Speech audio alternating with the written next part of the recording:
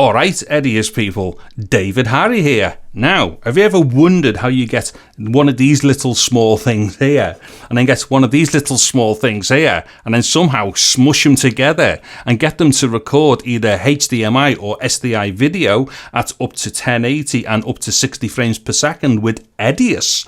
Well, if you have wondered how you do that, then this video is going to be good for you. Anyway, so what I'm going to do here then is just do a setup of this device, this capture device with Edius, and this is the Blackmagic Ultrastudio Recorder 3G. Now, importantly, this particular one is the latest 3G one. The one before it was 1.5G. So the big difference here is that this one can go up to 60 frames per second in progressive, and also it'll do variations at 2K as well. But there's another big difference as well. This one is a Thunderbolt 3 device. So what I'm going to do for the sake of this video is use this NUC, which is what I've been using recently for some real cool stuff with Edius 10. I'll also be using Edius 10 for this as well. Now, this NUC has got Thunderbolt on it as well. Now, it doesn't matter whether you're on Thunderbolt 3 or Thunderbolt 4. This will work on both, although the device itself is Thunderbolt 3. Now, also, I would strongly recommend that you use decent cables. I've already had a couple of issues so far, but that was down to the cabling. Now, this is by CalDigit. Let me have a quick look. Yes, CalDigit. There'll be links to stuff that I'm doing here in the descriptions, but I would strongly recommend you use some good cables. Now, these particular ones here, hold on a minute, that's just gone into standby. I need to look at that in a second to tell you something else. Right, what it is, this particular cable here is actually a Thunderbolt 4 cable. They're a bit more expensive, but these are active, and they're active to the point where the cable length doesn't really come into it as long as the cable itself is active. But what I have found is, despite the fact that this is Thunderbolt 4, it just seems to be a lot better for Thunderbolt 3 devices. I also use Mac stuff as well, which has got Thunderbolt 4 on, so kind of like using all this stuff becomes a lot easier with a cable that definitely works better. So strongly recommend a cable like that. Also, I will just quickly tell you what version of the software that I'm on for this, and that is Desktop Video 12.0.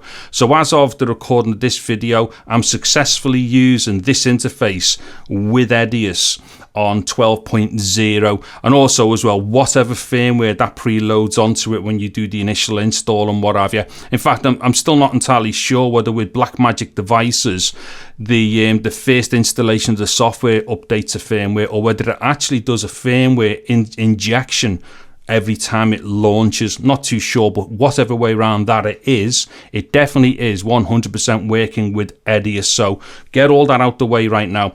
Now, the thing is, I'm just going to have to assume here that you have done the setup. I'm not going to show you how to install the driver and software. That's prerequisite for a video like this. So I'm assuming it's all set up. You've got your system all set up. Doesn't have to be on a NUC. It could be on any Windows PC running Edius that's got Thunderbolt on it with this attached to it through hopefully a decent cable. So let me get on with it. Okay, so just a couple of things then before I open Edius up and get into it. First thing is, the opening clip there that you've just seen was done on a camera which was at 25 frames per second. From here on in, everything is at 59.94. So that's being clocked with the actual VGA output or the monitor output, but also as well the video source that I'm going to be capturing is at 59.94 as well. So there might have been a bit of frame interpolation going on and stuff to do with the video element at the beginning. Also as well, before you get into anything, before you open up Edius, you need to work out which input you're going to be using on the Blackmagic device. So we have to open up Desktop Video Setup here, and then make sure that we've got our correct input. So I'm going to be using HDMI. So there we go, HDMI is selected, so that's fine. Okay, so that's all good. Now what I'm going to do is open up project here. I've basically already got something half on the go, just ready for us to get into it. The other thing to bear in mind here as well, all this capturing should be fine on this video as opposed to me last one. My last one was doing a lot of stuff on the one machine, and OBS was kind of losing the plot a bit whilst the machine itself was also capturing and stuff. So in this instance, I mean, ironically, the actual card that I was testing last time in Edius, that is now back in another machine. That's recording this, and Edius is recording via the Thunderbolt. So it's still a bit of a convoluted setup, but this time round I won't be getting waylaid with all kinds of stuff going in the wrong places and things getting confused, except for me.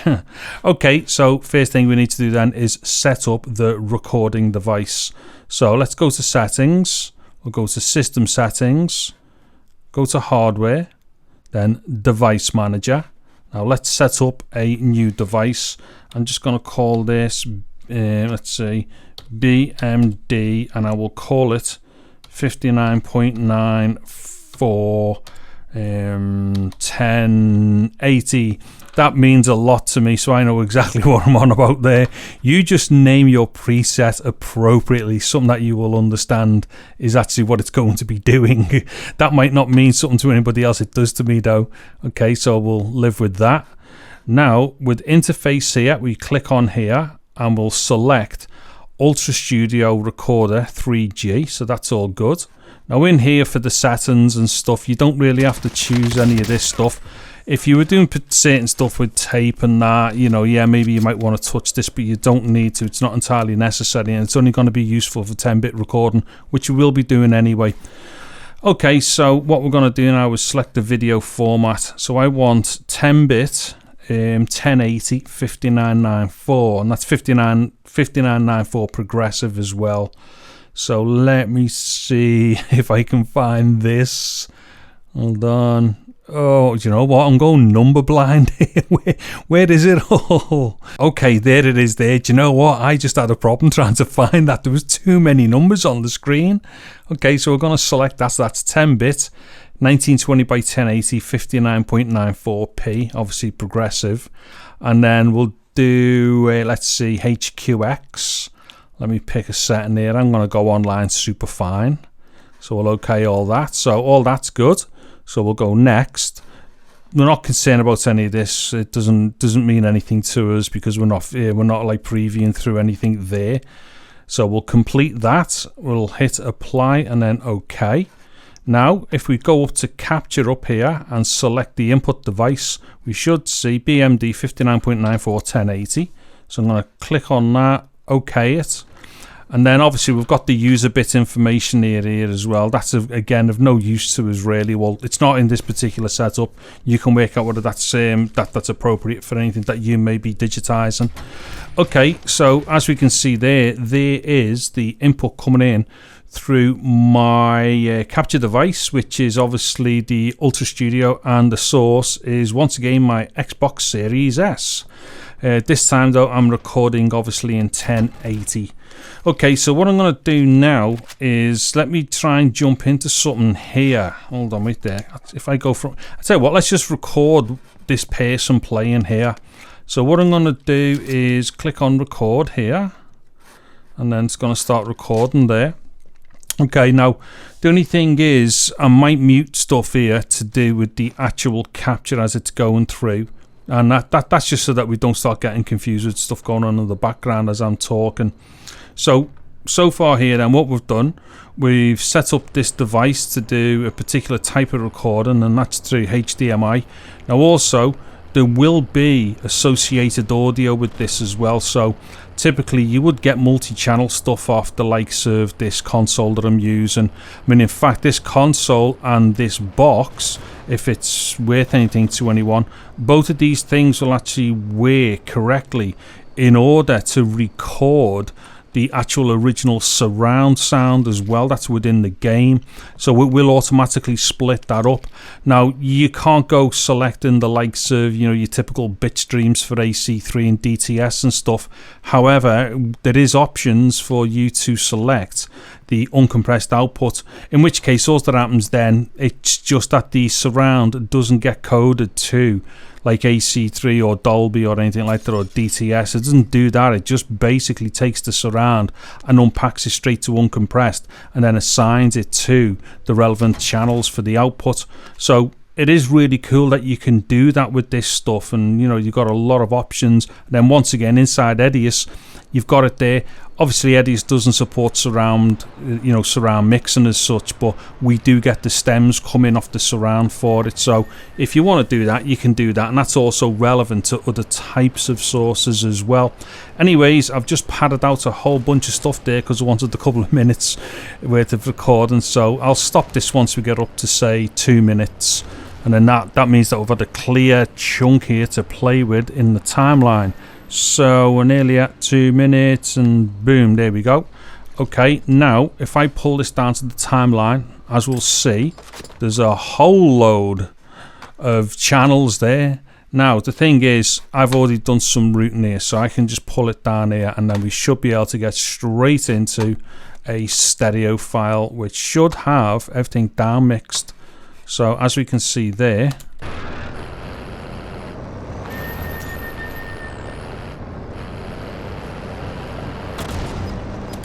now interestingly as well, at the moment we're using 1080. However, the project is actually set to 4K. What it is, I always use a minimum of 4K for all the stuff that I do, and that's because most of my stuff is designed for YouTube. And for anybody who doesn't know this, if you upload or upscale to at least 4K, even if your source was only 1080, if you upscale it to 4K and then upload that to YouTube, you will then force a better codec for the 1080 streams coming back out. What happens is, if you upload 1080 directly, unless you're like a big YouTuber and Google or YouTube are expecting that your videos are going to be getting hit massively, you'll only end up getting like mostly encoded to H.264. It's also platform dependent as well, you know, the amount of codecs that are getting used, because various platforms will require certain codecs. However, the main codec for all the high-res stuff would be something like, say, VP9. So what happens is, if you upload at 4K, then what's coming back down is guaranteed to be VP9 even at 1080. And what happens there is a benefit to it. Obviously it can't look any better than what H.264 could do, but what it does, it will give you a similar kind of picture quality but at less of a bit rate. In fact, it will actually make a better looking picture, to be honest, at a slightly less bit rate. So in the long about ways, it's always good to upscale to 4K, even if it was 1080, if it's going to YouTube. That's the bottom line. Okay, now what I'm going to do here, I'm just going to cut away to this stuff that I've just recorded here, because right now we're looking at a recording of a recording. So what I will do, just for the sake of letting people see how good this looks, I am now just going to cut away, and I will go and hit this file directly and insert the file straight into the edit, so we're looking at the proper file. Now in this instance, what you have to appreciate is this, and this is why this is all really cool inside Edius to be recording with HQX and stuff, is we're dealing with a genuine 10-bit file now at 422. Now what I'm going to do is, when I upload it to YouTube, I will use 10-bit 420 as the upload. And what we're going to see right now is just how good even a 1080 file can look when captured with HQX, and then it's kept at that quality right until the very end, until we do the final encoding up to YouTube. So like I say, right now what we're about to see is me just play through this file, but I'm going to go and hit the file direct in the timeline in the proper edit, because of course right now we're not looking at the edit that I'm doing. Anyway, here we go.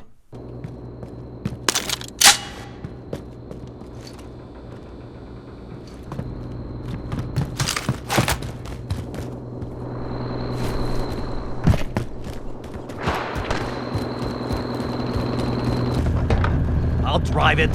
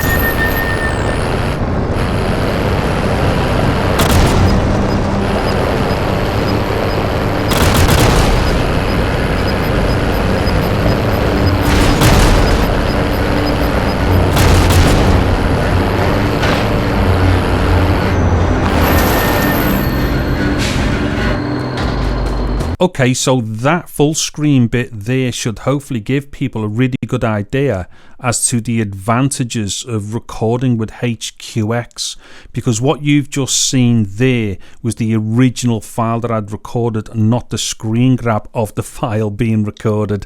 So what we've done there is used only one heavy serious compression before YouTube got the file.